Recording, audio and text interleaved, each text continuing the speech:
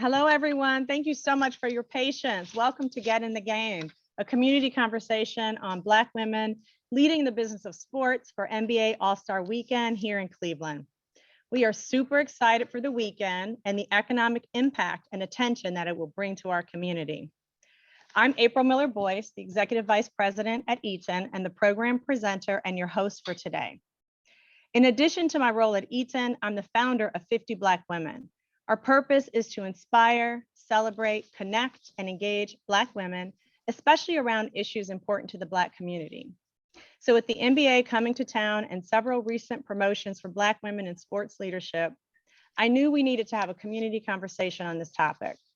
We have an all-star lineup of panelists, but before I get to them, I want to thank our audience for joining the conversation.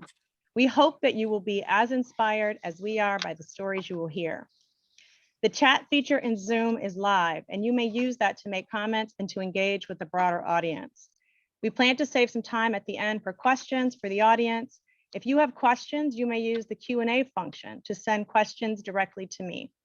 I will monitor that throughout the program and share them with our moderator. I also want to thank our sponsors and partners for helping to present this important conversation to the community. In addition to Eaton, College Now is hosting our virtual platform. Other sponsors include 50 Black Women, NBA Players Association, Cleveland Public Library System. They are actually hosting watch parties today at 2 branch locations. Thanks for that. The First Energy Foundation, Black Women Orthopedic Surgeons, and the Cleveland chapter of the Lynx. Now I want to introduce our incredible panel. Tamika Tremiglio is the new executive director of the NBA Players Association, which she joined late last year.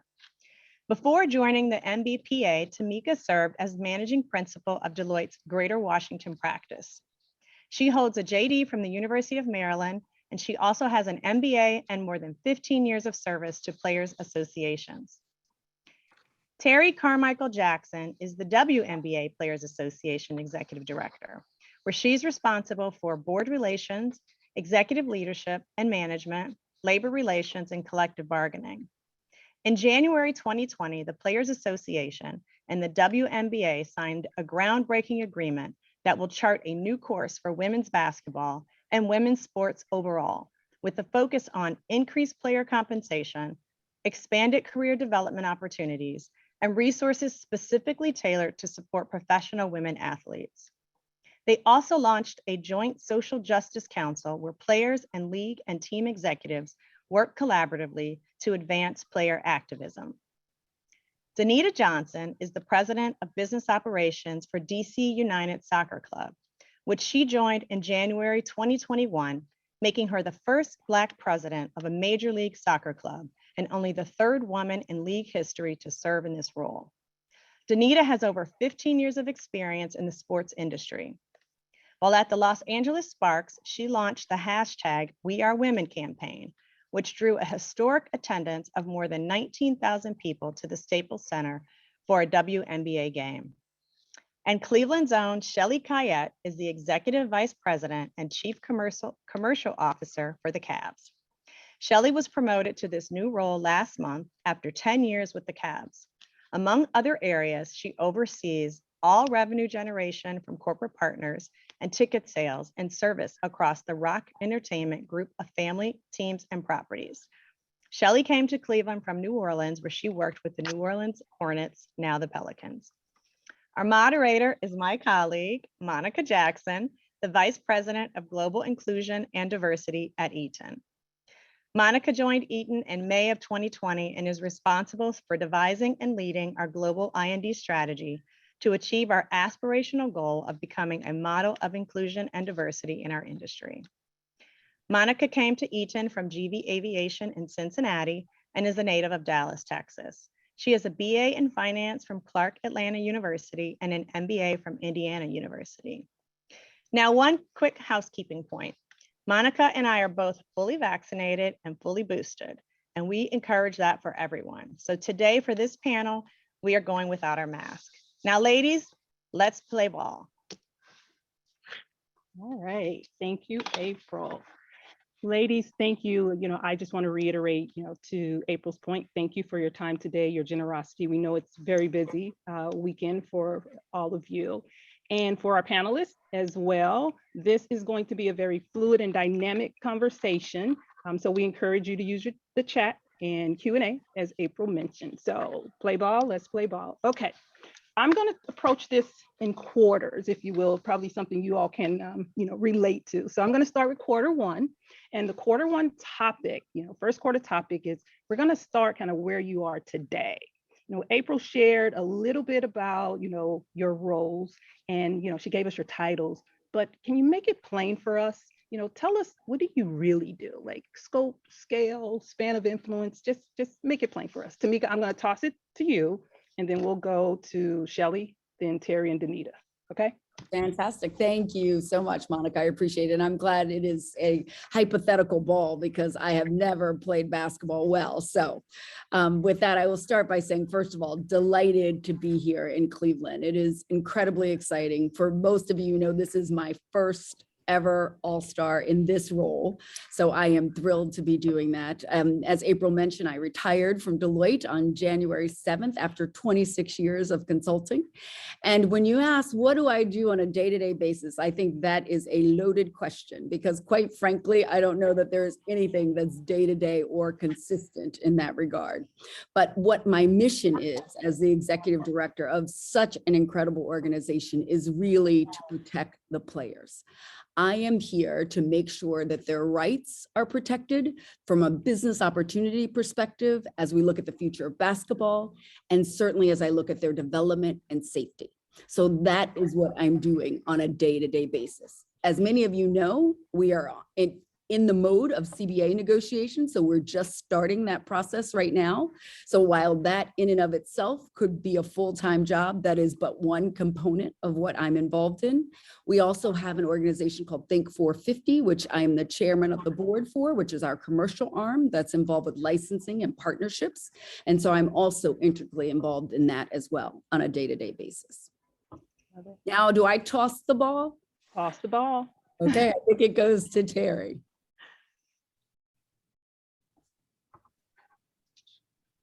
Shelly, were you next or I can go? Yes, either. Yeah, sure. I'll go. I'll have to dust off my catching skills. It's been a while. You see, I threw it to the wrong person, so that's good. Hi, everybody. April, Monica, thanks so much for having me, and to the fellow amazing panelists. Really excited to be here. I am, so, every business operates, you have to operate based on a balance sheet, and a big part of that balance sheet is functioning to make sure you have revenue, right? And sales, a big part of any organization. So that's my key focus for the Cleveland Cavaliers and all of our franchise properties. We have an esports team, a G League team, AHL team, and then with Rocket Entertainment Group, which we recently launched, we are expanding that into other properties as well. So my job oversees the core areas from a revenue perspective, which is ticket sales, premium seating, corporate partnerships, our digital revenue, our digital strategy, and in all of our partnerships. You think of our broadcast relationships and revenue and how that incorporates into the business. So all revenue areas, it's about 100 employees that capture all of that aspect. And so that's the main focus of a chief commercial officer for the Cavaliers. Awesome. Well, I'll take it from here, Shelly. Pass it to you, Terry. Thank you. Thank you. Hello, everyone. I am so glad to be here. I'm loving this panel. I'm loving the energy already, and we have barely begun. I am Terry Carmichael Jackson. I'm the executive director of the Women's National Basketball Players Association. In short, that means that I get to lead serve the badass women of the W, and there's really no other way to say it, the 144. I lead serve their union. I consider this position a privilege, much like my colleagues on this panel and what they do and the roles in which they are representing their organizations. It is a privilege to be in this place. As Tamika said, the position is never, the day-to-day workings of the position are never the same. There's no such thing. You can wake up with a plan for Monday or for the week and trust and believe that it will be probably flipped on its head. but mostly in a good way. This is probably the only job, and by professional training, I'm an attorney. I've taught in the university setting. I've been inside counsel at a university, and I've also worked at the NCAA. This is the only position that I've been in quite some time in which I have professional development constantly on this job. So it's all parts governance. As a union, being grounded in labor principles and good governance is our strength. Building consensus is what we look to. And so I serve the players, reporting to our board of player reps and our executive committee, and ensuring that the working conditions of the 144 are indeed what we negotiated in that incredible CBA. That is still kind of new, but we negotiated just a few years ago. So monitoring the CBA, ensuring that how they show up to work is fully supported by the teams in the league as we negotiate it is very important. They are compensated at a very high level. And so this CBA was good, but we've got work to do, and it will be better the next time. We also have a marketing and licensing sponsorship business. We work in tandem with One Team Partners to grow that business, to create the strategy and the vision that really supports the players and really amplifies their brand as a collective. There's so much to this role, and probably we'll talk about it more as we go on with the panel, but happy to pass it over to Danita, who used to be with us in the W. So this is a good segue. Good Danita, to see you, yours. Jerry. So thank you all for having me. Danita Johnson again. I serve as president of DC United. My day-to-day is really overseeing the overall business of our club. And the continued expansion, which I love. And very similar to Shelly, I think all of our owners, every few weeks, I feel like there's new projects coming online, new ventures. We go so much beyond what happens on the pitch here.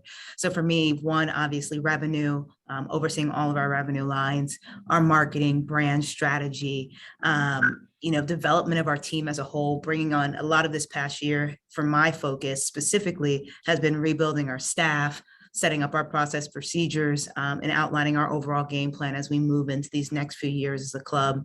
And so with that, from our property that we have here, which is Audi Field, to our property out in Loudoun County, we have a USL property, our training facility, all of those pieces in which I oversee and work with our different heads in each of those areas to really help move our business forward. So day-to-day wise, similar to Terry, you never know what the next day may look like, but at the same time, it leaves room for innovation and creativity and the opportunity to push this game forward and the business forward. So that's a little bit about what I do from a day-to-day perspective.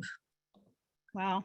Thank you all. That was great, to help level set. I failed to mention that we have over, I think, 300 attendees, and their backgrounds are so diverse, location, education. So it was really good to ground them in like what you do.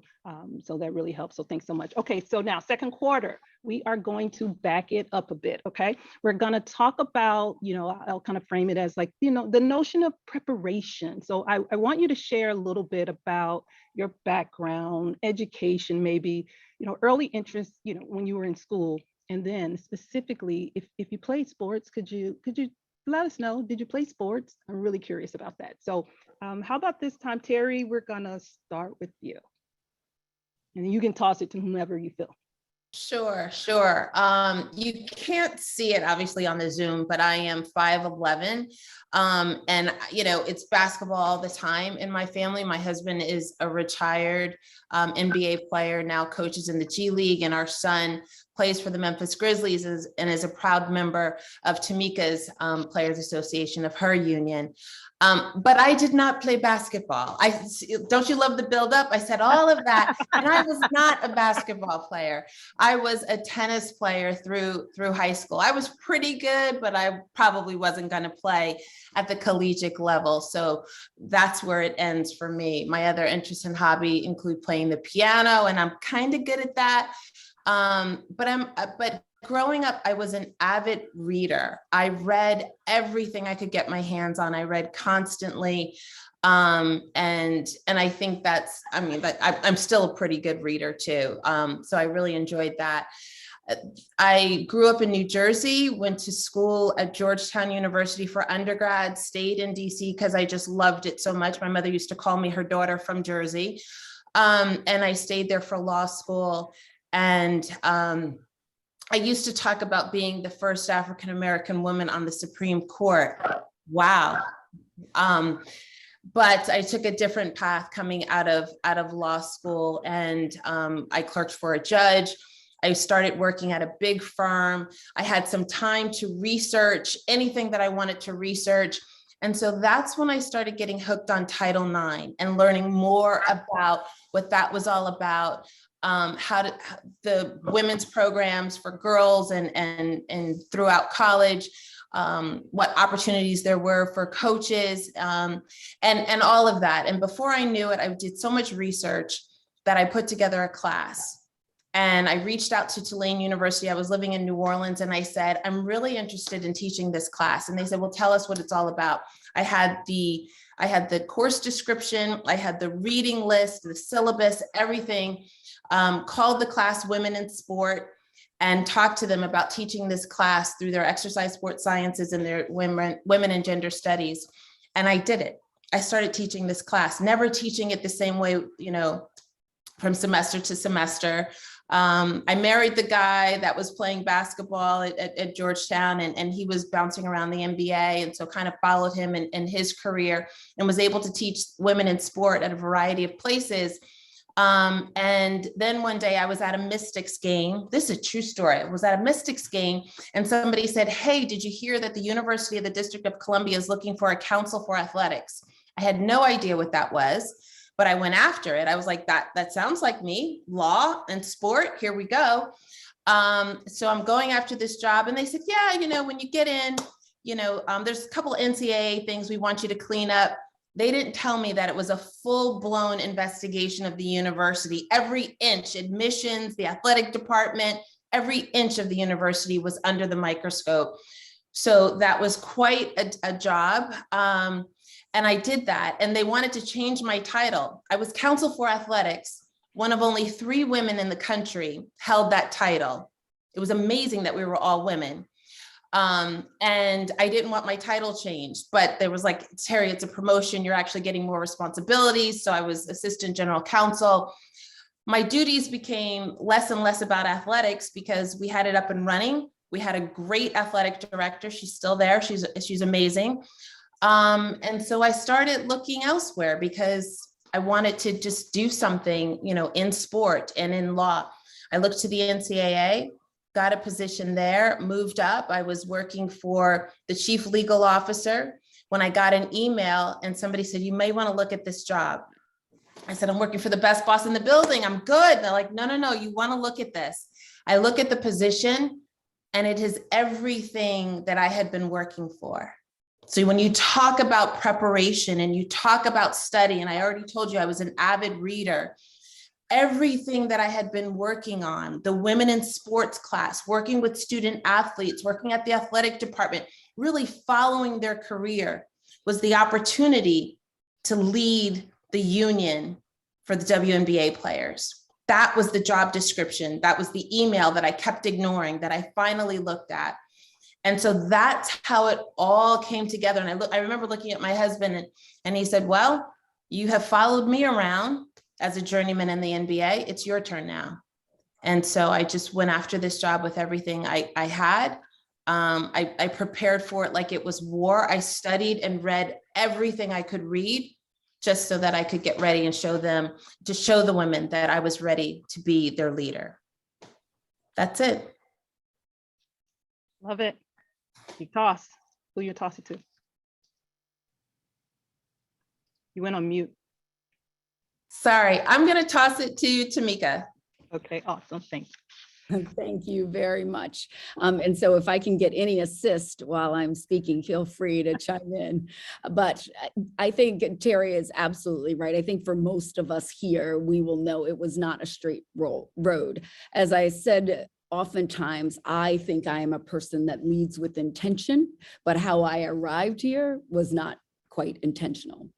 First, I guess, like many of you, certainly on the panel, and perhaps some of the people in the audience as well, I had a really strong mother who was very clear that you always had to exceed expectations, that good wasn't enough, that you actually had to be amazing. And so what that meant to me is that I always had to go above and beyond.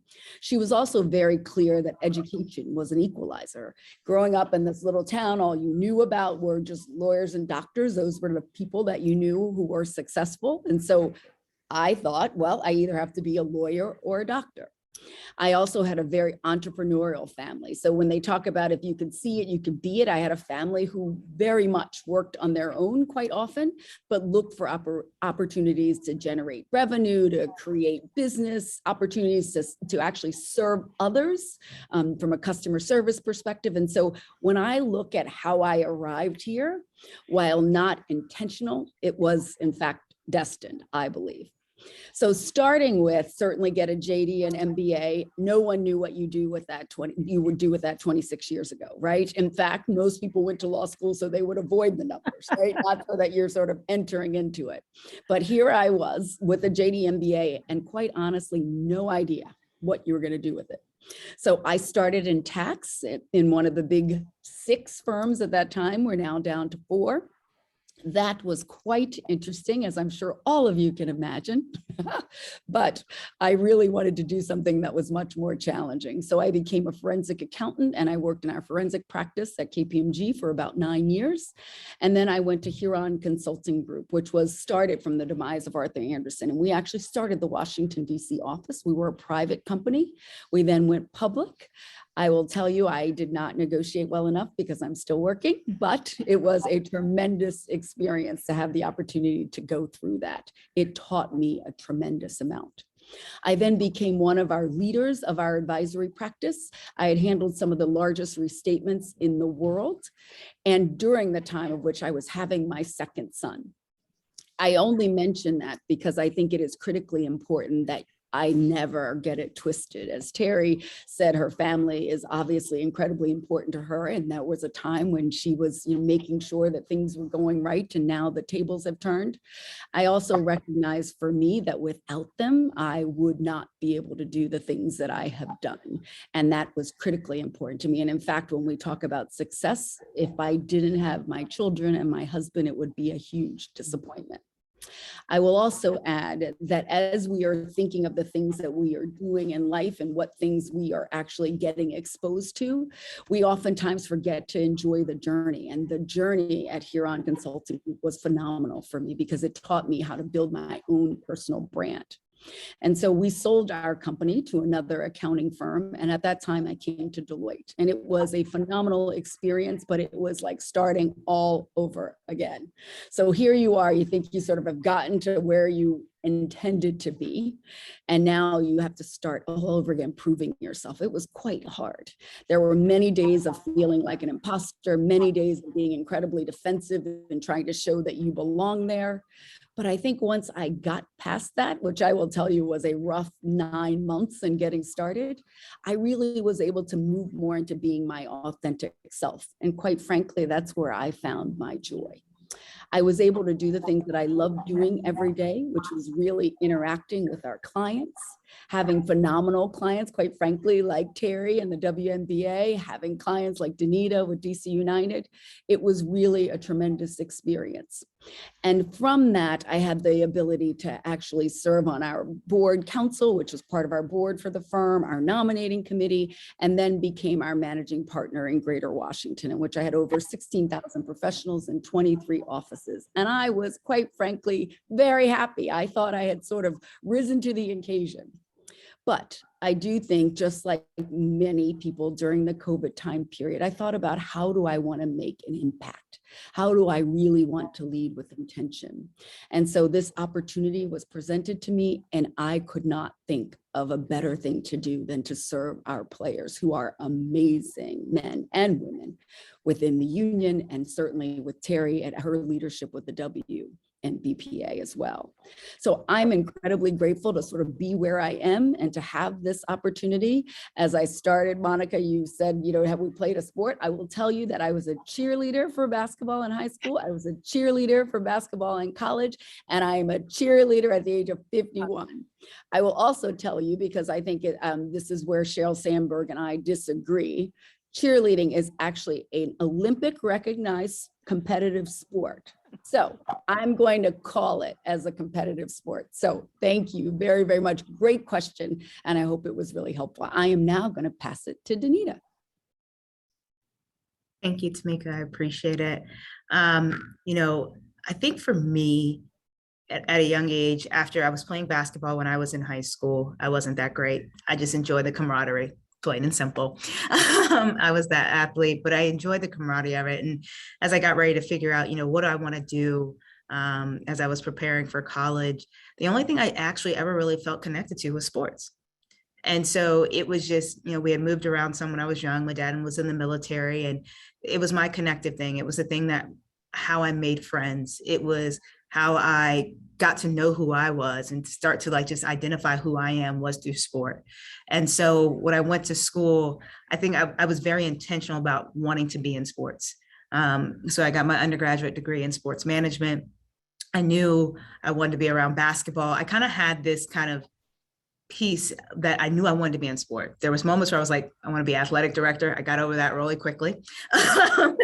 There was moments where I was like, don't want to coach. I was like, that's way too stressful. Nowadays, I don't even know anymore because my job's pretty stressful some days. But those were things I kept thinking about, like, how do I go about this?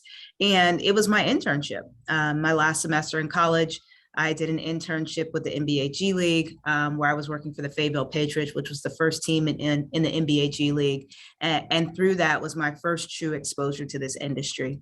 And very quickly, I realized this is exactly where I belong. And through work and my journey of spending time in the G League, helping start a G League franchise in Bakersfield, California, to moving into the WNBA and NBA family as I worked for the Phoenix Suns and the Mercury, it was all part of this buildup that has led me to where I am today. And one brief story in this was kind of like that differentiator for me. It was like, I always lived for the challenge. And, people always say, oh, well, the W is hard here. You probably hear this all the time, as we do. Nobody wants to do the harder thing. I don't think it's hard. I think it takes an opportunity to look at something differently and accept it for what it is, and then breathe into that and put into that. And that's what I chose, right? When that path, I remember being in Phoenix and was saying, you know what, I have the NBA in front of me, the WNBA in front of me, and I went for the W. It wasn't because I was a woman, it was because I believed in the product and I believed in the brand. And it not only helped me accelerate, but being around those women every single day was a true inspiration for me to be able to stand strong and do what I'm doing today. And so the journey in the WNBA and all the years that I spent on that side, and even back in the NBA family, just kind of built on this journey for me. And I sit here proud of what I'm doing today as I've moved over to the world of soccer, very different space, but the opportunity to lead this organization, help it revive from the impact of COVID, and really take this sport to the next, give it to the next generation in the new era of where we're going as DC United. And so I'm excited for what I get to do every day. My journey has been very dedicated to this industry. I owe so much back to it for what it's done for me as an individual and as a person, that I look forward to feeding into it every day and each day that I get up and come to work. So a little bit about me. I'll toss it over to Shelly. Thanks. So to me, I'm going to vouch. I was not a cheerleader, but I've sat with my younger sister at many ESPN Zone championships in Orlando, and cheerleading is absolutely a sport with a lot of athleticism. So thank you very much. I am ironic. I think I opposite of Terry. So I am 6'3" in stature, and I started off at 6'1" in 8th grade. So I did play sports early, and a part of that was, I grew up in a small town from St. James, Louisiana. If anyone wants to know where that is, directly between Baton Rouge and New Orleans from a geography perspective, super small town, so small. I grew up on Cayet Street because my grandfather owned the farm and the land, right? So my athleticism came well before basketball. But I went to Tulane as I was looking and being recruited for school, because again, I am 6'3". When I was graduating, I was one of the top post players in the country. I got to tell you, I can't say that I loved playing basketball. I played because I was tall. and I knew it would take me where I wanted to go. It was a way to get there, and I was confident and happy to go that journey because of that. So I chose Tulane University. So Terry, we have some connections there in New Orleans. And so I spent 4 years there playing basketball. And honestly, when I graduated, I was not intending to go back in sports. I think, people see me now and see that I'm tall and they're like, oh, it was meant to be. But I actually intended to get out of sports. I played for about 5 months in Prague after I finished playing. It was a great opportunity to travel. I loved it. I had terrible knees and I got cut. And that was a wake-up call for me. Like, okay, so what do you do when your back's against the wall? I knew I had my whole future ahead of me, but no idea what it was going to be. I had a double major in business management and marketing from Tulane. I tried to go wide because I didn't know what I wanted to do. And I ended up in advertising in the casino industry. So I worked for Caesars, which was in New Orleans, in the database marketing, advertising, and marketing area of the business. They restructured and we're moving to Tunica, Mississippi. And like I said, I'm from a small town and wasn't prepared to go back just yet. Went the city life a little bit. So my boss actually told me the New Orleans Hornets were coming back to town. They had moved to Oklahoma after Hurricane Katrina. And I went to a career fair. I interviewed for 2 jobs. One was a marketing role, which I was similar to what I was doing. And another was a corporate partnership role, which I had not heard of. I didn't know that existed in sports, but I was intrigued by the description of what it was. And interview with marketing first. So I went with that opportunity, did it for a year. Very happy that I did because it was able to learn that side of the business. And then I moved over into sponsorships, corporate partnerships. I did account management, I did sales, and did that for quite some time. There was a period of time in which I led our community investment area of the business, really driving what we were doing in the community, which was a stark difference from sales. And to be honest, that was a challenge for me. I had to use mentorship and some leadership to help get me to, it was a great opportunity. I reported directly to our president for the first time, again, in my career here, young career. But the opportunity opened so many doors for me. And if I had not, really relied on some mentors to help, help me to see that this was a great opportunity, I probably wouldn't have taken it. And then from there, through a colleague that worked for the league office at the time, Brad Sims, he was moving to Cleveland. He was the chief revenue officer, had just been named in Cleveland and recruited me to come to Cleveland to help really build and drive the business and the partnership business space. So I came in 2012. I planned to be here for a short time. I knew no one. I was just working. That short time turned into 10 years. And I say 3 rings because I've got, of course, we won the championship in 2016. I got married shortly after that. And then we also had our Calder Cup ring. So it's been a very promising and successful time in Cleveland that really, again, just was a lot of opportunities that led starting from the education component. Wow. There was a lot there. I mean, I tell you, I was taking notes because there's just so much in your stories. They're varied. There's intention, education, knowing what you want and what you did not want as well. I heard a little bit of that. So much. So I'm gonna move into the third quarter. You all have touched a little bit on some of these questions, but maybe we'll just go a little deeper. And I'll say this one is wide open, so anyone can go in for it. Okay. So I'm gonna throw it's kind of like 3 questions in there. So choose as you please. There was a mention of kind of mistakes, challenges. Do I feel a sense of belonging? Trade-offs maybe you had to make during your career. Question 2, and someone actually asked it in the Q&A, so I'll just kind of toss it in there as well, related to maybe obstacles you face. So that's kind of that first part. Second part is, who did you, lean on, or who did you consult? Who did you feel safe, when you had certain moments and you needed to talk things out, or, that safe space.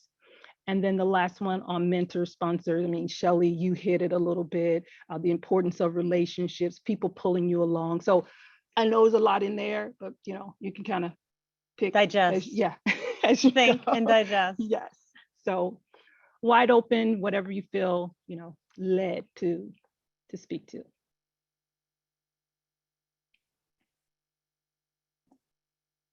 Well, I think it's challenging for anyone to jump to tell you where they have screwed up, but but I will start by saying certainly, I think there have been many mistakes along the way for certain. And I think I'm a better person, a better professional, a better mother, a better wife as a result of the mistakes that I have made. I would say probably the biggest was, not doing things that I was afraid to do, right? Like asking myself the question, what would you do if you weren't afraid? And I always think of this acronym FEAR. So which for me now stands for face everything and rise, as opposed to forget everything and run, which was typically sort of where we were. Because to some extent, while we were certainly taught to be our authentic selves, we did sort of conform. And I grew up in the corporate world, right? Where predominantly those people who were successful did not look like me. And so to some extent, we had to figure out how to kind of get along, right? And so oftentimes that meant, learning to play golf and going to the Masters, all of which I really enjoy, but quite frankly, wasn't something that I did as a child, wasn't something that, I was accustomed to doing. So it wasn't in my native language, right? But it meant that I was sort of trying to do something different, not to suggest it wasn't coming from an authentic place, but certainly thinking that you had to conform to a particular standard, I think is pretty challenging, right? One of those sort of examples that I know most people on this call will certainly relate to is, I remember the first time I saw a woman wear a dress with flowers on it to work. And I was like, oh my God, like she has on flowers. Who does that, right? Like it's a black suit, a white shirt, cufflinks, initials on your sleeve, whatever it is, right? But when I saw that, it was almost freeing, right? Because I realized that, gosh, you can actually bring your authentic self to work, right?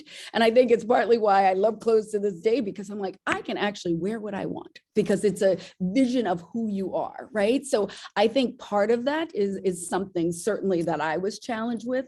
I also think I recognize that I suffered, like many women, and particularly women of color, with the imposter syndrome.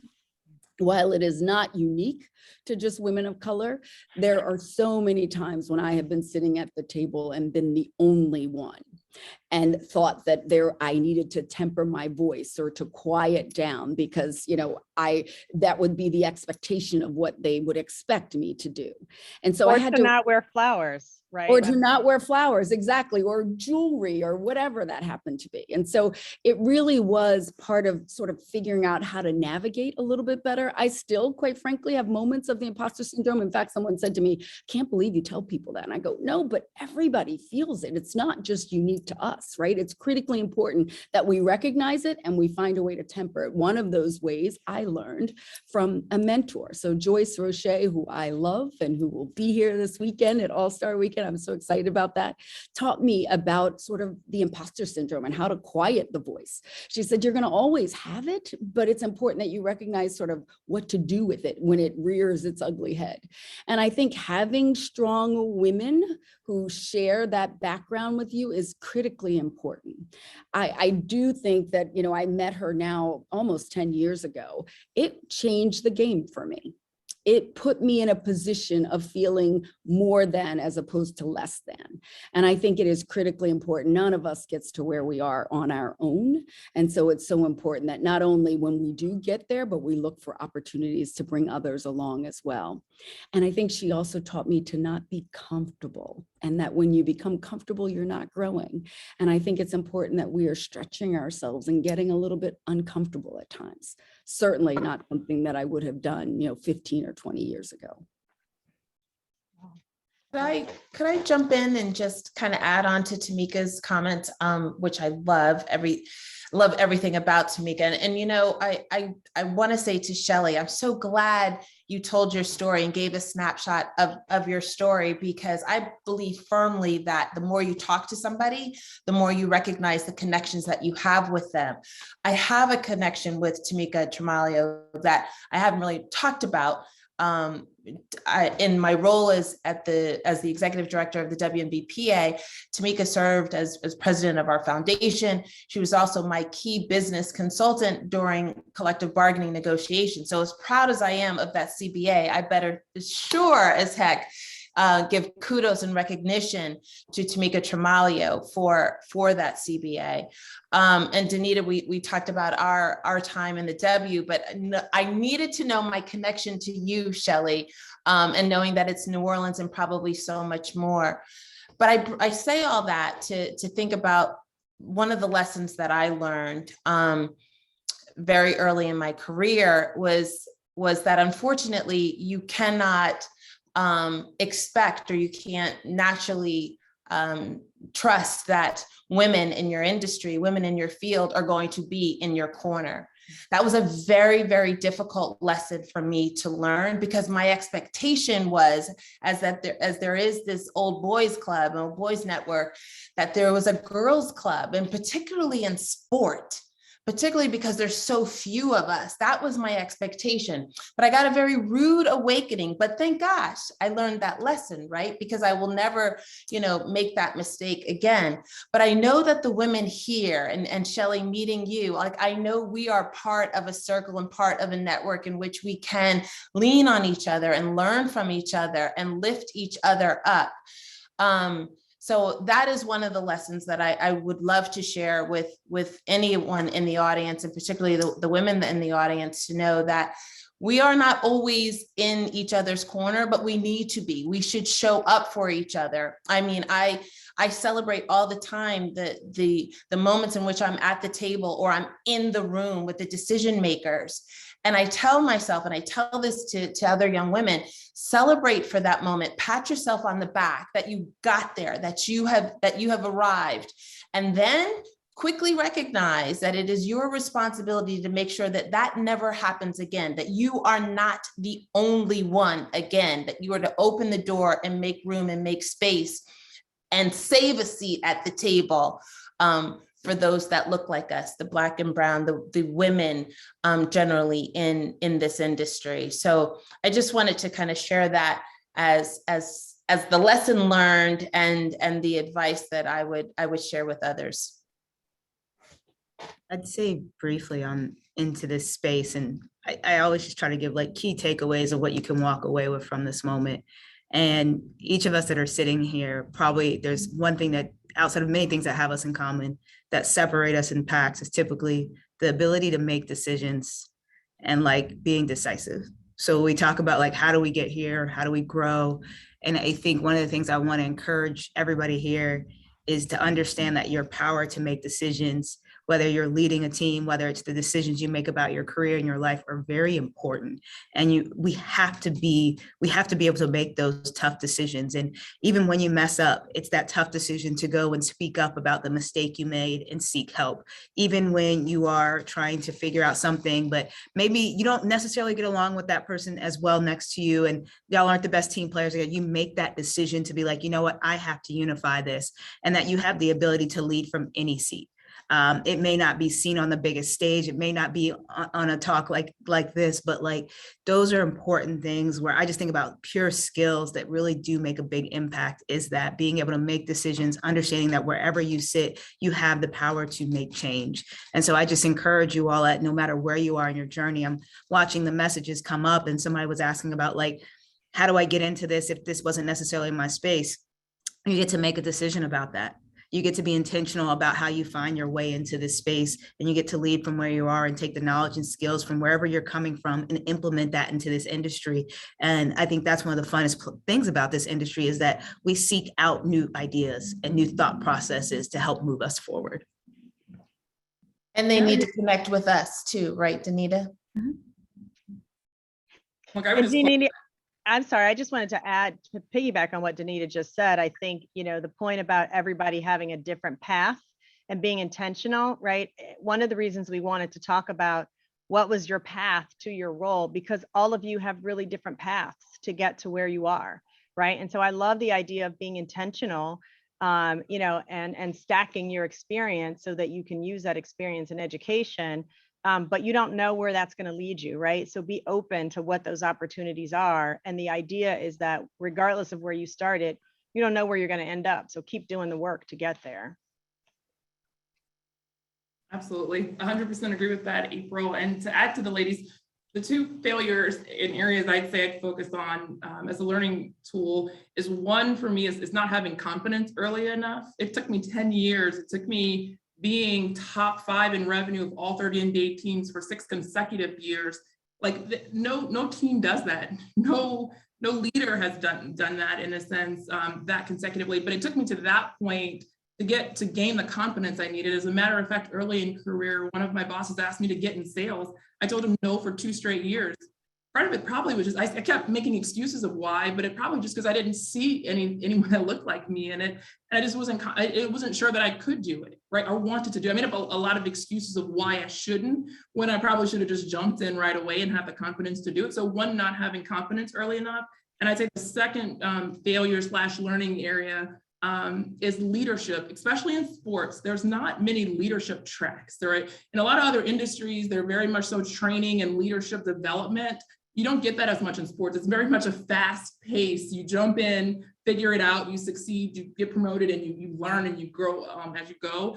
And I think, especially coming from the competitive nature of me being in sports, my intentions were that my team should perform like me and have interest like me and want to be motivated like I am, right? Which is by results, like move. And then I quickly learned that that's not how you get the team to succeed or to move the business forward. And that was a learning process. And it's because you just don't have that learning and leadership experience quite early. So those are 2 areas that I'd say that I've picked up on and learned over the course of my career. Wow. Thank you all. And you're like lighting up. I think you all can see, right? The Q&A, some of the chats, it's like on fire. I feel like, we're actually at a game, like the fans are doing all that stuff. So it's really good. So keep them going. Okay, so I think we should do a timeout and maybe take a few of the questions from the Q&A. And let's see, I'm going to just toss some out if we are okay. We did answer one. There's one about executive presence. How did you develop executive presence while managing the heavy lifting of your roles? I mean, anybody have any thoughts about executive presence, developing, maybe?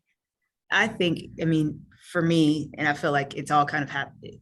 Sometimes it feels like it's long days, and then sometimes it feels like it's a blink of an eye that everything has changed, right? And I think when it comes to executive presence, goes back to what Shelly said about confidence. And this may sound bad, but sometimes like you got to almost like fake your own self out to get yourself there in a moment, right? You gotta hype yourself up to be like, yep, I own this room. I can walk in this room and own it. Maybe you don't. Maybe you were crying in the car before you walked in, but like sometimes we have to like just show up in it and show up. And I think one of the best things, and Tamika talked about, is like feeling okay to show up as yourself in those moments, I think even builds more confidence for executive presence. And I think the other piece is, and this is where Shelly talks about management. When you first start managing and leading people, there's this art form to managing up and managing up and down, right? That takes practice. So I think when you talk about like that executive presence, it's practice. It's going in that room, sitting in that meeting that first time. Maybe the first time you don't say much, you're observing, right? You're watching the room and you're seeing how it flows. The next time you have an idea, you speak up in that moment, and like you see how people take the idea and like, wait, did I explain this the best way possible? When they're like, they just go right past it, and you're like, okay, how do I do it better? And I think it's to make sure to gain that is to not lose confidence, right? You have to keep trying. You're going to stumble a couple of times, but the more you practice it, like even if it's sitting at the dinner table with friends and family, like in sales, we role play from day one, right? If you got to role play out what this next big board meeting is going to be at, and you got to sit your friends around the table and make them listen. That's what the support system is there for. So you can walk in that room better than you did the last time. So I think with that, it's confidence, it's practice. I think when you just go in there and wing it, it doesn't necessarily work, right? If you go and wing it on the court, it doesn't necessarily work. It's practice. And if you want to exceed in this, you got to put the work in. Love it. All right. Anybody want to add on?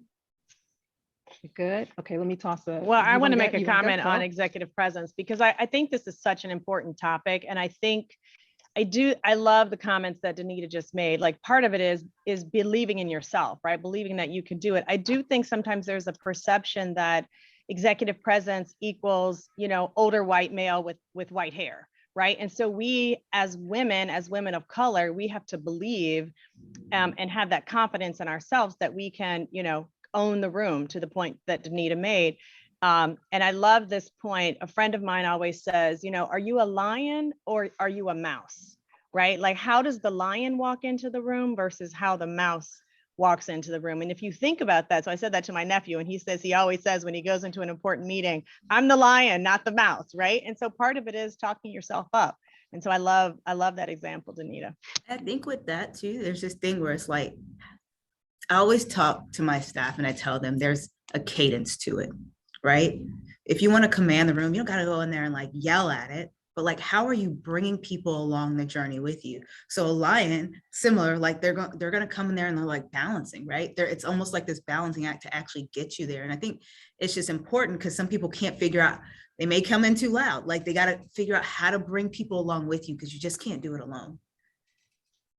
I think, unfortunately, a lot of executive presence is learned through the imposter syndrome, because you go in and you see what others have done and you replicate it. I know I did. And then when a point in time you do gain the confidence and you feel that you've earned your way, then you bring the flower dress into the executive meeting, right? But you can still have executive presence with a flower dress on and lipstick, right? It's okay. And a part of that is bringing people up to have exposure. Back to Danita said, the practice. You can't have executive presence if you haven't been exposed to it, right? So like, how are you showing the people underneath you and on your teams, giving them opportunities to join in those executive meetings where applicable, so they can get experience or at least see early on in their career so they can start to learn and gain their own confidence. It's probably a big piece of it as well. I think that's also why representation matters, right? And so for me, I really wanted young women in our community, young Black girls and women, to see you guys, to believe that they too can do this, because part of it is seeing people ahead of you. You know, it's hard enough to get there, but if you can see other people and you can visualize it, I think that goes a long way. And so I think, this conversation hopefully, is inspiring lots of young women in the audience. Yeah, and you raised a good point that I do want to address, and that is that unfortunately, I think sometimes people get confused with sort of this X factor, sort of confusing that with executive presence. And I know that you all certainly at this point in our career, you've heard those times where someone says, it's just, I can't put my finger on it, but it's just something. They don't command the room, whatever it is that they want to say, which may mean that you're not a man, you're not, you don't have white hair, whatever it happens to be, right? But the reality is there is some real honest truth to how you have to present yourself. Right? And if you feel like there is a deficiency or an area for which you need to develop, I would encourage you to get assistance. I do, obviously there are many wonderful things that I experienced at Deloitte, but one of them in particular was around development. And so we were given executive coaches. We were taken, like, how do you need to become the next generation of leader? And I think that is so important. We look at that as, somebody said to me recently, I was like, oh, I've got to get a coach, like when I'm starting. And they were like, don't say that, because God forbid that someone thinks that you don't know everything. Well, the truth is we don't know everything. And having someone that helps you, and quite frankly, even asking for help, is significant. So I would encourage those individuals on this call, if you feel like that's an area of development, get a coach. It is so important. I think that it makes a huge difference.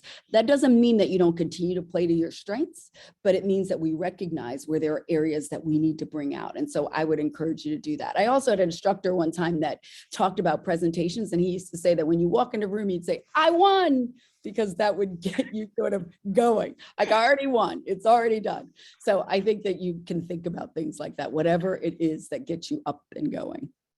Tamika, I think to the importance of coaching, again, it's why we also wanted you guys to share, and thank you for doing that, some of the mistakes that you've made throughout your career, because we learn from mistakes, right? It's something that at Eaton, we ask that question all the time when we're talking to candidates, right? Because anybody that believes they haven't made any mistakes, they're not self-aware, right? And so we want people to know that everyone has made mistakes to make it to the next level. And you need to embrace those mistakes and understand what went wrong and what did you learn from them. So totally agree.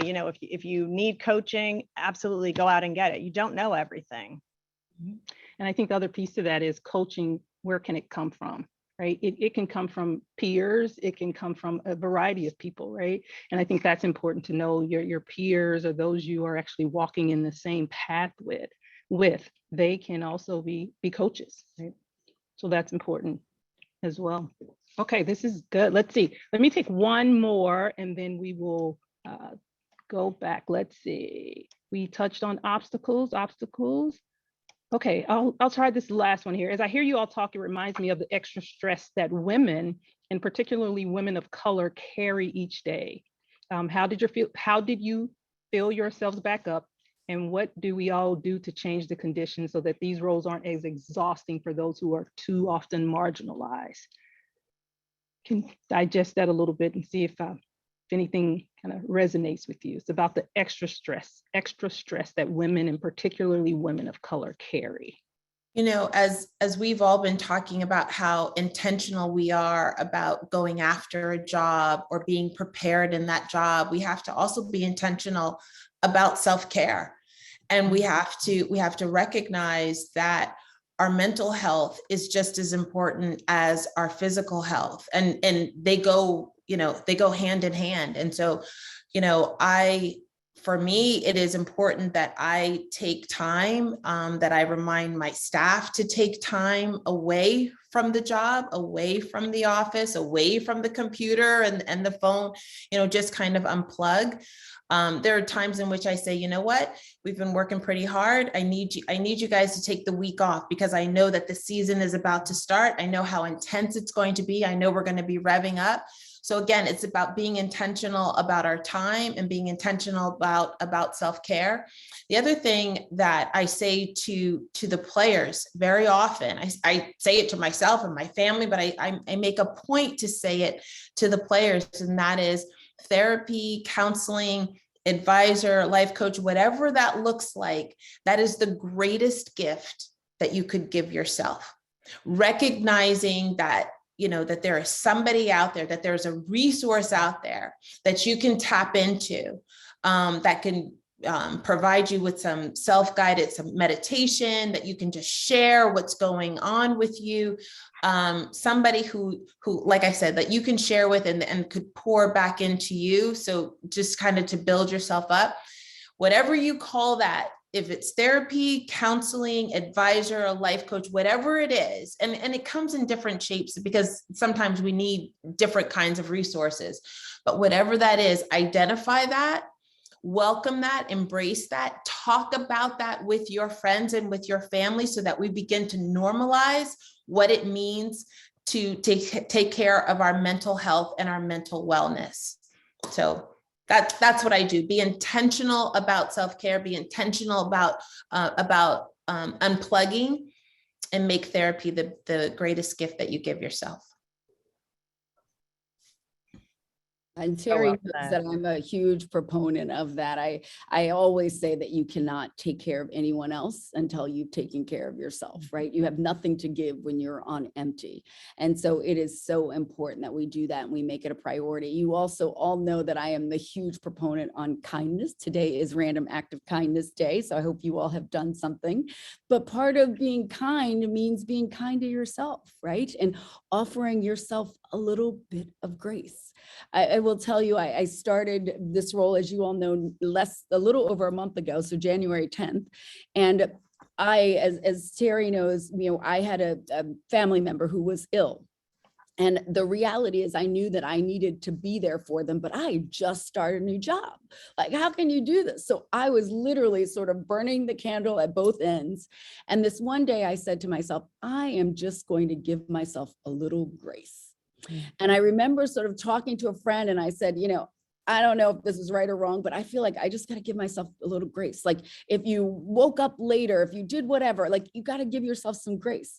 And I said it in a way so that I was convincing her, for her to give me permission to give myself a little grace.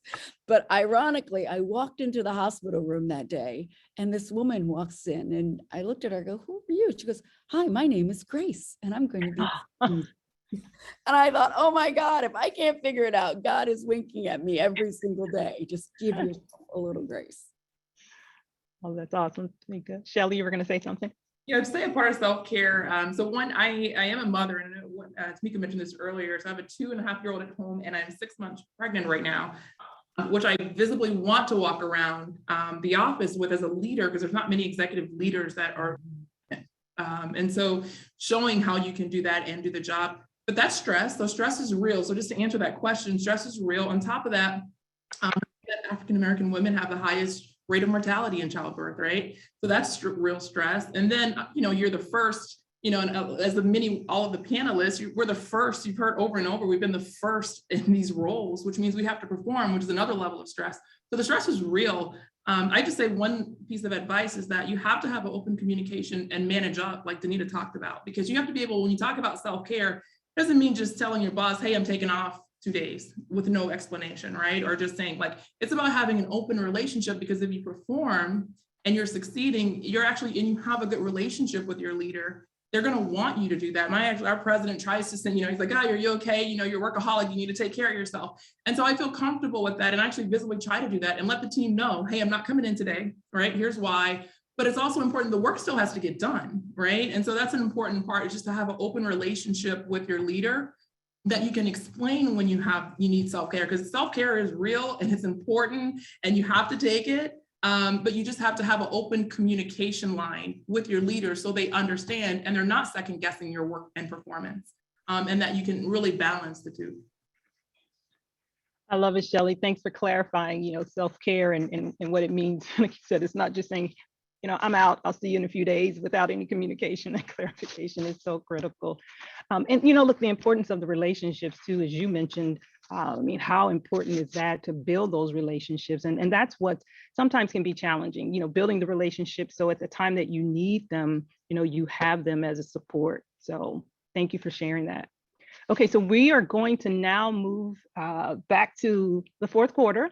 And time permitting, we'll do a little overtime and we'll have fun. And I'm going to kind of check in on something that you all said earlier, so about the walkout, but I'll get there. So let's go to fourth quarter. And now we're going to talk about the business of women's sport. Terry, you mentioned, Title IX, and if I am accurate, this is the 50th year in 2022. And, when you think about professional sports for women, it hasn't always supported in the same way as sports for men. So, look at the Olympics now. So we definitely are seeing progress there. And I just, love for you all to just share from where you sit, any views generally about the challenges related to professional sports for women. Just curious thoughts, perspectives. I see smiles. Let's have at it. Danita, you want to start? I saw you. You want to go with Terry first? Okay, Terry, you got it. I feel like, Terry, this is all you. I'll back up on this if my ears with you. I can go. Yeah, I'll appreciate the backup. I was smiling because when I think of the obstacles in this space, it's what I confront daily, right? It is combating the cultural bias that continues to hold us back, and unfortunately, really prevents us from, showing the decision makers that what our superpowers are, what it means to be woman, Black, brown, a member of the LGBTQ plus community, an ally of the LGBTQ plus community. All of that, those are our superpowers. And so, I had a union in which the members of our union play in this league, and we are very Black, we are very brown, we are very, woman and all of that. So those are the constant challenges, getting to see the decision makers in media, in marketing, in business, kind of generally, in the sport industry generally, that there are so many opportunities. Danita used the word different, and I talk about that word all the time because, the position in which I'm in, particularly in basketball, my my members and I we always say, we don't take anything away from the guys. We don't take anything away from what our brothers in any of the sports, but particularly in basketball, have built, because they have earned theirs. Their league is very well established. Their union is very well established. And so we don't look to take away from them, but we do constantly kind of compare and look to see the trajectory of our business vis-a-vis theirs and our brothers in football and baseball, to see where the opportunities are, to see where the possibilities are. That helps us, that keeps us on track. We just need more allies, and we need more advocates, because we are at the table, we are negotiating deals, and but sometimes we're not always at the table, in the room where these larger deals are being made. And I saw this, I'll be brief. I saw this headline today about the Big Ten, right? And the media rights deal that's in play for the Big Ten conference. And, it's like they're talking billions of dollars, of course. And I thought to myself, wow, that's amazing. That's amazing. But who are the decision makers at the table? Who's in the room? Who's advocating? Because when they're talking about $1 billion media rights deal at the collegiate level in sport, they're talking about men's basketball and football, pretty much, right? But so who's at the table? Who's in the room championing the rights of the girls and the women, in these same universities across the Big Ten conference? Who is looking out for them as the ally and advocate and saying, okay, this is what we have, this is what we're doing for these sports, and let's make sure we take care of and provide the needed investment, the critical investment across all of our sports programs, and particularly the women. That's the way I think. Those are the obstacles right now. We need the allies and the advocates who are clear that their job is to get those $1 billion deals and to not be intimidated by the phrase "bet on women." To recognize that when you bet on women, you are investing in girls and women and boys and men too. Like, it's not one or the other. So that's the challenge. That's what I'm working on. But I'm really happy that there's a leader like the men have in Tamika Tremiglio. I am very happy that we once had Danita in our space, but she is where she is now. I'm happy to be connected to Shelly, where she is now, because we can have these conversations, and I can constantly be in their ears and show them, how, and know that they will receive what it means to bet on women and to bet on girls, and how we all pull in the same direction when we do that. So that's my obstacle, but that's my opportunity also. Love it. Great passion. Yeah, absolutely. Great passion for women athletes. I love it. We have the right person in charge there. It's fantastic. Anybody else want to add on thoughts? Terry. It's hard to add to Terry, right? Because she is spot on. I think the one thing that I would just sort of suggest is that we do, to some extent, have to change the perception, right? I think people often, when they think of any sport, whether it's basketball, soccer, lacrosse, they typically think of men. And so I think it is so important that we change the game in that realm. Particularly, I don't know if you can see behind me, but I have reimagined the possible. That's what I have been saying since January 10th, is that we have to reimagine what things could be. We have to reimagine what women's sports can mean. I know you all saw, the capital call last week for the WNBA, which is phenomenal. Even some investors right here in Cleveland. Absolutely. Right. Which is a wonderful thing, right? We've got to have people that are making those investments, right? To Terry's point, that is incredibly significant.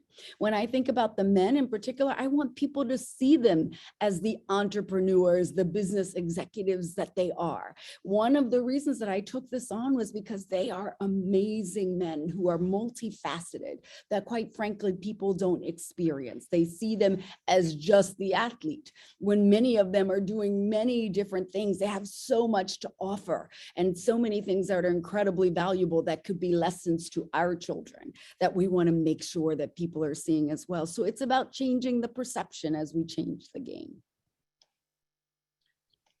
Oh, that's great. Change the perspective, the perception, change the game, all of that. Oh my gosh, you all have just left so much for us to consider and think about. And it's almost like this call to action, right? What do we have to do to keep moving this forward? You know, this conversation starts, you know, with hearing from you all.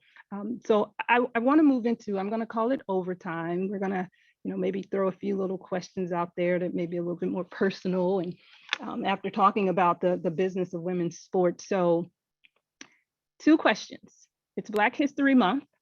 So when you think about that, is there anyone that you honor, celebrate? Is there a favorite quote that kind of sticks with you or, you know, has been with you? I'll start it with that one. I'll start there. And Black History Month, what is it? How do you honor, celebrate that, or quote? Anything ring for you all?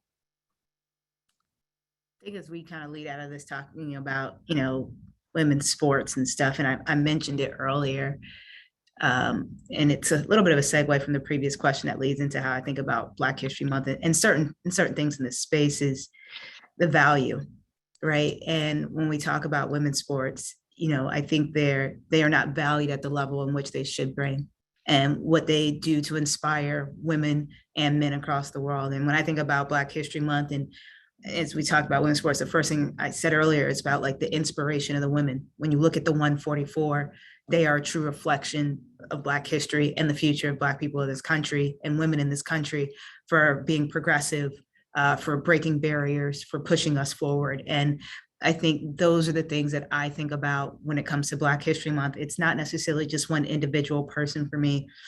It's us as a community in progress and, you know, never giving up and trying things differently and pushing things forward. It's why we can all be sitting here on the screen today and be true representations of that. And so I think about it in that sense. And it's an honor to stand in the role that I'm in, do the things that I've done in my career to be a part of that. And hopefully other people in our community see that and they're inspired and we have an opportunity to help guide and move other people forward.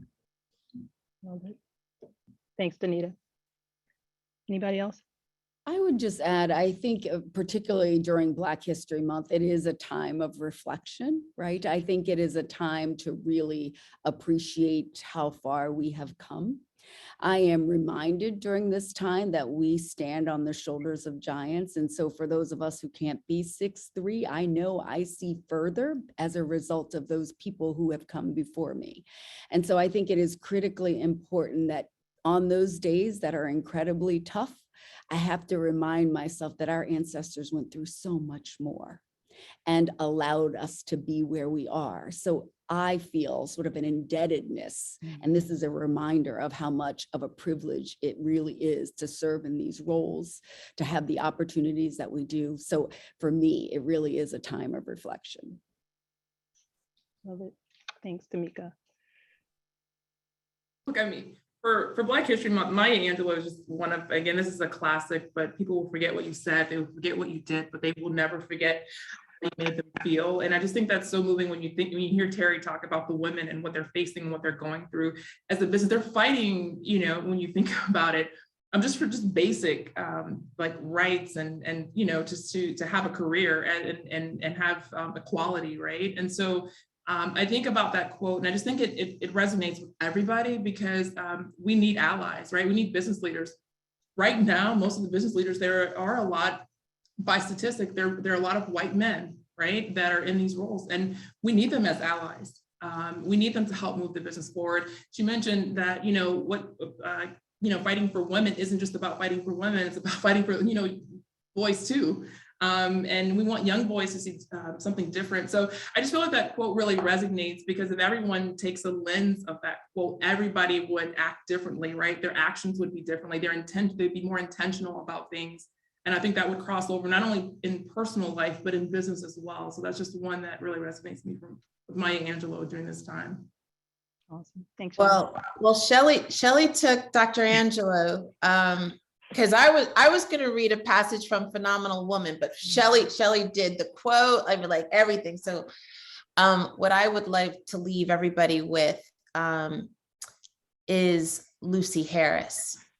And she is somebody who was a legend in our game, who passed away last month, and just left such great sadness in my heart, because watching the documentary that our brother Shaquille O'Neal executive produced along with others, this is a story of an incredible legend in the game. And if you do not know this name, Lucia Harris, please Google it. Please find that documentary and please watch it. Her story is amazing. She was amazing. And she passed away last month, and she would have celebrated a birthday last week. So thank you for the question and me being able to pay tribute to her by giving her voice right now, and encouraging you, all of you, to look her up and to know her story. Thanks, Terry. Look, I'm going to wrap it up here, and I'm going to turn it back over to April. But before I do that, I'd like to say thank you all so much again for your time, your authenticity, your generosity, sharing the nuggets and wisdom. I mean, and even being so vulnerable to share when you talked about, mistakes and, your journey. We talked about getting in the game, staying in the game, navigating the game. All of that is so important. So thank you. April? Thank you, Monica. You were an incredible moderator. I knew you would be. So thank you for doing that. I want to cover a couple of things before we close at the bottom of the hour. Number one, there were a lot of themes that we talked about today, and I want to revisit some of those for our audience, just as reminders, for some takeaways for us. We talked about being prepared. We talked about the importance of education. We talked a lot about who our influences were, and somebody said especially their mother. I think that was Tamika, and that was incredible. I feel the same way. We talked about the importance of our family and making sure that we have time for that family. We talked about, enjoying the journey. It is a journey, right? You're not just going to get there overnight. And, if you're not enjoying the journey, you're going to be miserable.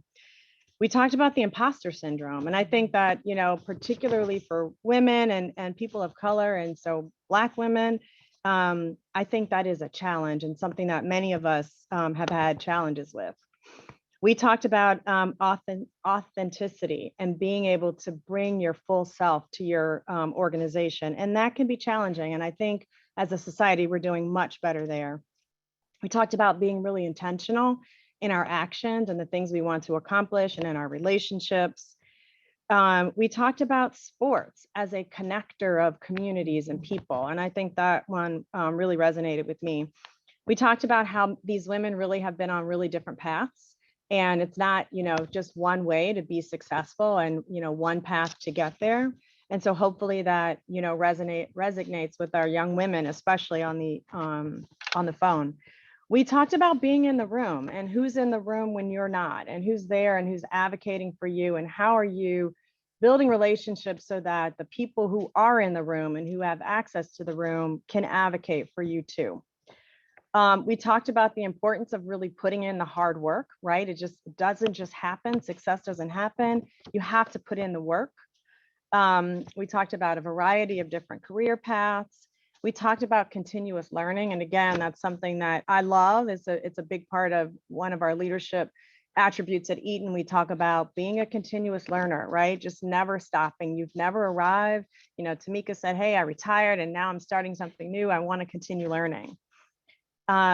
We talked about mistakes. And this one, again, for me is really important because we learn from those mistakes And if you're not willing to risk making a mistake, you can only go so far. And so really kind of embracing those mistakes and learning from them. We also talked about mentorship and the importance of, again, building those relationships. And Monica made the point, lots of people can be mentors. Your peers can be mentors. People in your circle can be mentors. They don't need to be more senior than you. We talked about being decisive. I think that was Danita that said, you need to be able to make decisions and demonstrate that you are in the position to make those decisions, and people will see you that way. And we also talked about how representation really matters. And I think that's a great one to close on, because again, it's why we wanted to bring this incredible panel of women to the Cleveland market today. And I know we have a lot of people outside of Cleveland that are watching, which we're thrilled about. But we really wanted to kind of celebrate NBA All-Star in our hometown and talk about these African-American women leading in sports for NBA weekend. So I want to, again, just thank our sponsors. Let me definitely make sure I mention them all again. They've been incredible. Eaton, the First Energy Foundation, the NBA Players Association, 50 Black Women, the Cleveland chapter of the Lynx, Black Women Orthopedic Surgeon, and of course, College Now that's hosting our platform. Thank you for that. And I really especially want to thank our panelists. I know a couple of you are in Cleveland today. I'm hoping I'm going to see you this weekend. Terry and Danita, come on down, fly down. Shelly, Tamika, Danita, Terry, you guys have been fantastic. Thank you for your time. I hope you enjoy your time in Cleveland. Thank you for sharing a little bit of peek into your background and your success with us. We really appreciate it. And Monica, thanks so much. It's been fun to work with you. Good night, everyone. Take care. Good night. Thanks for the warm welcome.